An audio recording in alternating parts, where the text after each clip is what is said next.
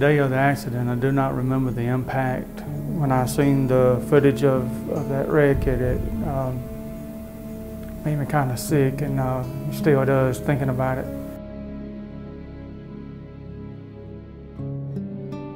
What defines me is my love of God, for number one, and my obedience to Him, and me staying true to Him.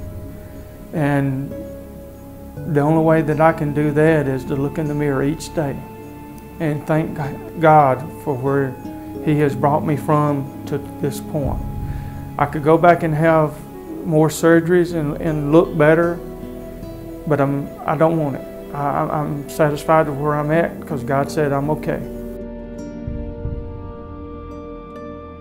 The biggest thing that I can tell anyone that's going through a major tragedy is first and foremost that God said He'll never leave us nor forsake us. So He's always going to be with us no matter what.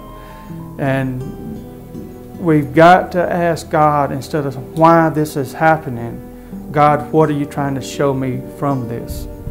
If you would show me what it is that you're trying to reveal to me, and then I will understand. That to me is what I would tell anybody, is just ask God, what are you trying to show me? And I think they would find out that God will reveal that answer to them. If you got family, if you got anyone that you love, be sure the last words you tell them is that I love you. Because on the March 3rd, 2005, if I would have left home that morning angry, or if I would have had bad words with my children or something, the last words Daddy would have said is he was mad.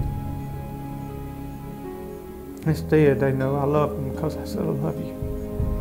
No matter if I'm going to the store or wherever it is, the last words my family hears is I love you and I'll be back.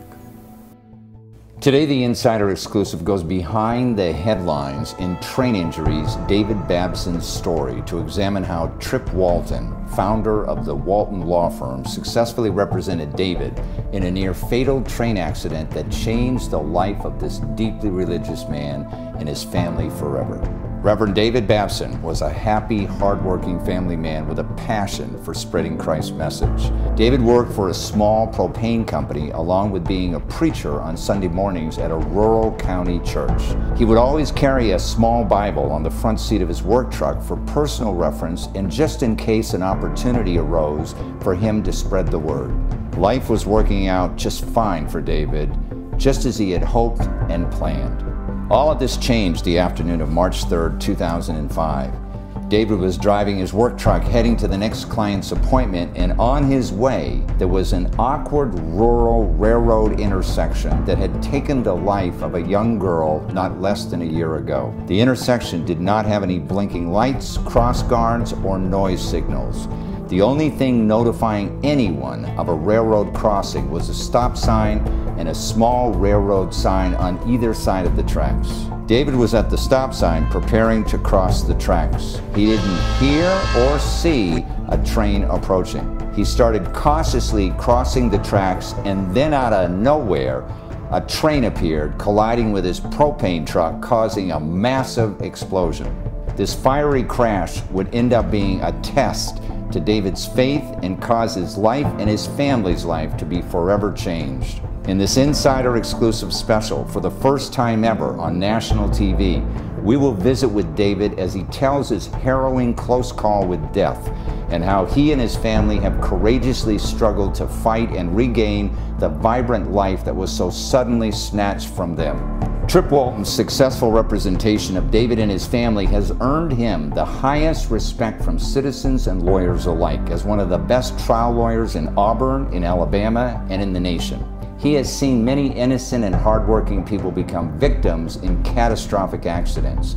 And because of that, he is driven to fight for people who have been harmed by the willful or negligent actions of others. His goals, not only to get justice for his clients, but to make sure that the railroads and all corporations respect people's lives much more than their bottom line. Hi, I'm Steve Murphy, and this is the Insider Exclusive, live from Auburn, Alabama.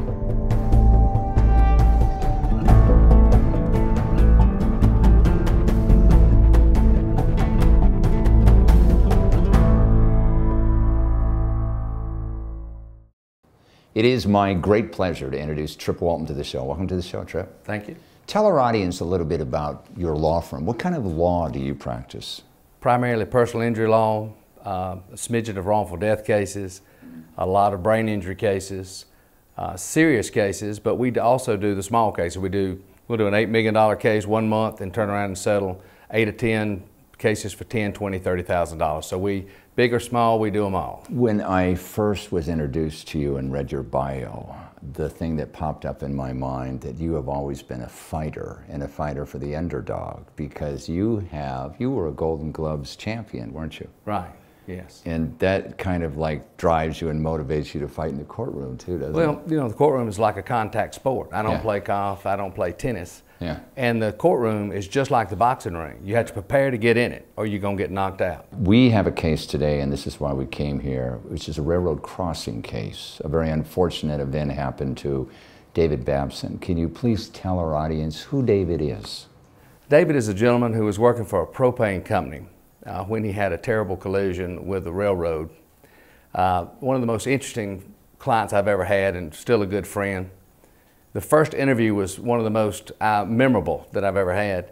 I went to see him at the referring lawyer's office, and he immediately asked me, "What do I look like?" And I said, "Excuse me." And he said, "What do I look like?" And I said, "You look awful, terrible, like a monster." And he said, "Well, I heard you was arrogant, but at least you're honest. You're hired. I want an honest lawyer." So that's how we started, and we're still close today, right. 7 years later. Tell us what happened to David. David comes along in a diesel truck hauling propane tank type stuff. It's a bad design crossing for a train. The train comes over your right shoulder. You stop and loop around to go around. Windows up, diesel engine running, doesn't hear the train, slows up a little bit, probably not enough, goes and is hit by the train. And keep in mind, trains run about anywhere, probably around 2 tons a piece. It'd be similar to a car hitting a Coca-Cola can as far as the weight difference. You provided us some photos, which we're showing on the screen right now, of that explosion. It was massive, wasn't it? It was massive, and a couple of young ladies were heroes that day. They went and pulled David out of the truck, burning truck. I think the Columbus paper gave him some sort of award, citizenship award. They basically helped save his life, and then he went into medical care. He was in a coma for probably 9, 10 weeks in the burn center. He was in the burn center. How much of his body was burned? Basically from the chest up was severely burned, and of course all the skin grafting they did, he has scars all over his body where they've taken skin to try to patch up the burns, which they've done a heck of a good job. What do you look for in a case like this, and what were some of the challenges that you looked for in David's case before you took it on? One thing we look for is alternate ways to recover. Yeah. Because taking on the train, even being a fighter, I know not to get in the ring with a super heavyweight when I'm a heavyweight. Right. So first thing we looked at were other resources to recover. Could we get a workers' comp? He was working, so workers' comp was going to be involved. They paid over $1.5 million in medical expenses. They paid temporary total disability, which is part of his paycheck while he was down and out so he wouldn't starve to death, keep the bills paid. We looked at the county for improper signage, improper design of the entire layout there at the train tracks, right. Where the stop signs were, where the warning signs were, and then of course we looked at the railroad company too. Now, I have covered other railroad cases, and I have discovered that sometimes the railroad will send people out to trim the trees, remove the obstructions, change things immediately after the accident, and lie about it. Did you find this to be the case in this? Not in this particular case. I have gone out to sites where everything was mowed down. Now, one thing that was done interesting in this case, a young lady had been killed at this site approximately 12 months prior. They had ordered the group that does it, usually the federal government, state government, city government, and the railroad go in together to get the arms and the lights. Yeah. They had ordered those, and they had been sitting in a warehouse for months. So the railroad had ordered them, but never put them in. Well, the state and the Fed, they do it all together. Yeah, so this is prima facie evidence as it's kind of their fault. They were aware of it. Well, they were aware that there was a tough intersection, but they'd had crossbucks and they had a stop sign. Right. So it wasn't a whole lot we could put on the railroad at that point other than, you know, but the city and the county, the state pays for that stuff. Yeah. The railroad pays a little bit. What was the railroad's defense in this case? That we didn't stop, look, and listen. Yeah. That's why we were fortunate to and have that their orders. signs and warnings were sufficient. Yes, oh yeah. They'll always make that claim, right? Yes. Now, this case went to verdict? No, it was settled. a confidential settlement. Okay. When you settle cases like this, is it because you have such overwhelming evidence that they look at it and say, we're going to lose more if we go to court? With the railroad case, sometimes, I hate to say it, but they're being kind because they could defend certain cases that I've had based upon the fact that my client was, we're in a contrib state. Right. A lot of states are not. 1% negligence on the part of the plaintiff can zero you out. Right. So you negotiate with what In little this strength you state? have. In this state. Really? Georgia's comparative. Other states are different ways. But in Alabama, Yeah. if you're 1% negligent, you're zeroed out. And how would it be determined whether you were 1% negligent? The defense would argue it and show that you didn't stop, look, and listen for the train. Well, anybody could say that, couldn't they? They could, yeah, Yeah. they could.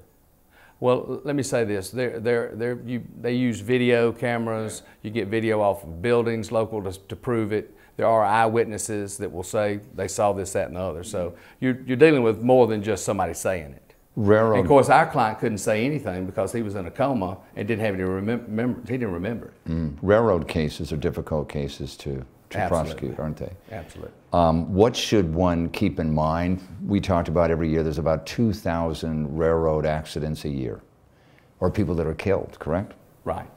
What should one keep in mind when dealing with a railroad if you've been involved with an accident? Should you get an attorney right away? Absolutely. Yeah. With anything, you should get an attorney before you sign legal documents or make any statements. The railroad's very particular about you coming on their property, and they consider the tracks their property. You get out there and start taking pictures, you could be violating trespass laws and things like that. So you definitely need somebody with some experience. Railroad cases are very, very difficult and few and far between, or winnable in a state with a contrib statute like we have. What responsibilities do railroads have at crossings? Well, they have to have the markings. Well, they're not required to have anything but a stop sign and the crossbucks. Yeah. That's required. If you think you have a problem Crossbucks meaning the arms. no, the white signs. That's it. That's it. Yeah. They don't have to have the gates and the lights and that stuff. What about the vegetation? Are they required to keep it at a certain level? Yeah, basically they have to keep it where you can see. But now, a lot of that's county and city, if it's in the city or the county. They bear responsibility if it's on their right-of-way.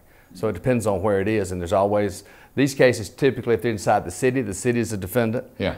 If they're inside a county or outside of city limits, the county is made a defendant for vegetation, signage, warning signs like, railroad crossing 100 yards. That's the county sign, not the railroad. Today we are fortunate to have David with us, and so I'm going to bring him on right now so he can recount what happened that day and what he's been through over the last 7 years. So let's do that right now. That'd be great.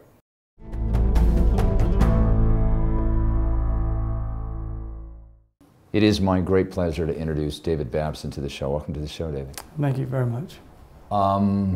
You are the subject of this show because of a very tragic accident that happened to you. Yes, sir. I know you don't remember a lot of what happened. When was it, March 3rd, 2005? Yes, sir, that's correct. But what do you remember, like, right before the accident? The last thing that I remember, I was at a lady over on 29. She'd been asking me where I was going to preach, and I was telling her I was going to be preaching close to her house, and which was right up the road from her. I was doing service calls, and just so happened I was 2 houses within her house.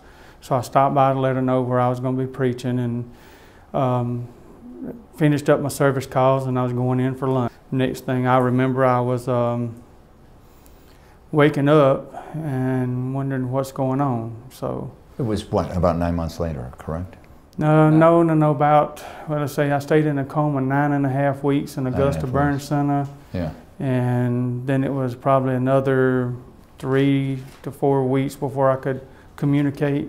So it's never how long that is. Now, what were some of the thoughts that were going through your mind? Because when Trip mentioned why he was hired by you, he answered honestly about, you know, how you looked. This, well, you know, I understand that prior to the accident, you had been sometimes mistaken for David Hasselhoff, right? Yes, sir. Now you're thinking you're not going to be able to work.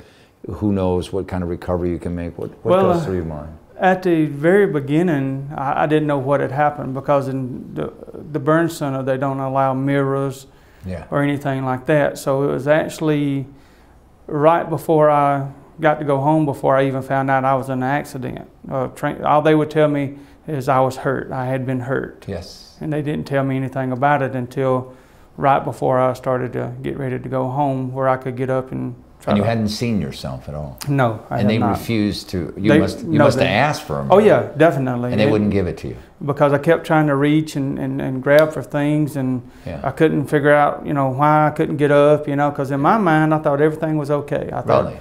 You know, there's nothing wrong with me. Let me just get out of this bed. And even when I tried to communicate, I thought I was talking, and then I tried to write, and then they finally showed me stuff and that I had written down, thinking, you know, that because I was writing, what is wrong? You know, why won't you let me? That's what I thought I was writing, and it looked like baby scribble. And, now your family at that time was coming to see you, correct? Oh yes, yes. And you must have asked them, you know, what's going on? Well, my daughters, they would only come in and stay just a very short time, and they couldn't handle it very long. And the wife at that time, she'd come in, and of course she would tell me that, you know, everything was going to be okay, that, you know, not to worry about it, just, you know, it would be answered or whatever. But I just kept praying to God and asking God, whatever it is, to take care of it, you know. Yeah. So, and He did, so. When people are catastrophically injured like yourself, and you're thinking that maybe you will have some sort of disfigurement forever, what keeps you going? Well, when I finally did get home and got to look in the mirror, the first thing that come in my mind, I'm a monster.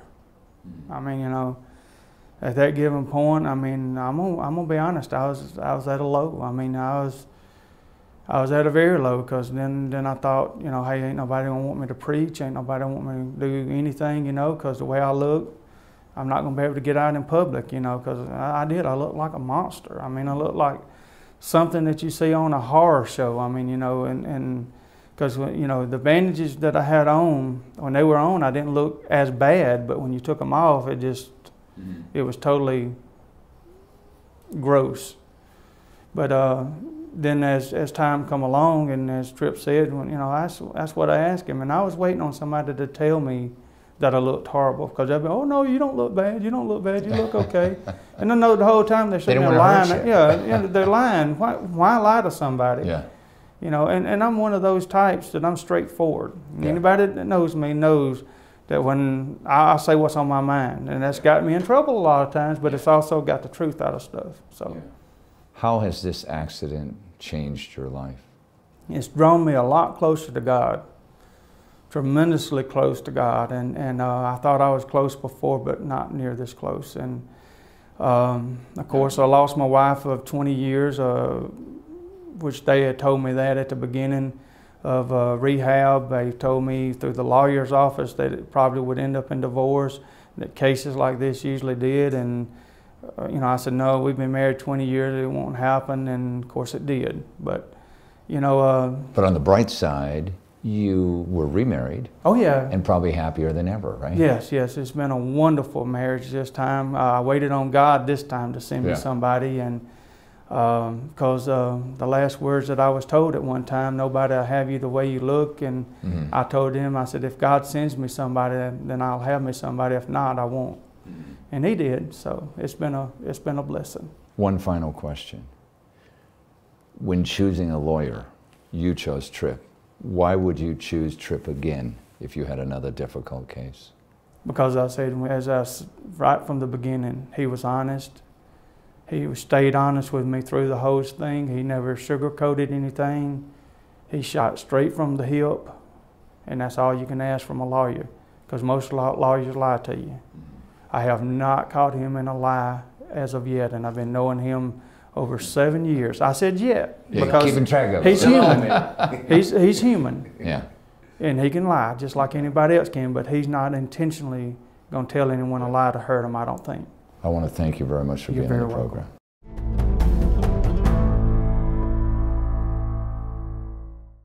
When you look at a case, Trip, like this one, how do you analyze it so you decide whether you want to go to trial or whether you want to settle it?